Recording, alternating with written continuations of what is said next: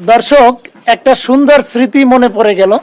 এরকমের সকালবেলা তাফালে টিনে এই খেজুর রস থেকে খেজুর গুড় তৈরি করার পর এরপরে যখন এই গুড়টা সংরক্ষণ করা হতো, এরপর শেষ সময় আমরা কি করতাম, এই রকমের এই আঙুল দিয়ে চেটে চেটে এরপরে এই খেজুরের গুড় খেতাম।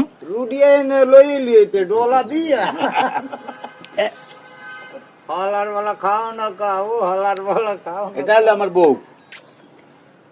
মাশাআল্লাহ, চমৎকার। খেজুরের গুড় অথেন্টিক, একেবারে পিওর খেজুরের রস নিয়ে আসা হয়েছে গাছ থেকে, এরপর এখানে জাল দেওয়া হয়েছে। এরকমের অথেন্টিক, এরকমের পিওর জিনিসের স্বাদ সেটা কেমন হবে সেটা তো আপনারা বুঝতেই পারছেন। মাশাআল্লাহ, একেবারে খুবই চমৎকার স্বাদ।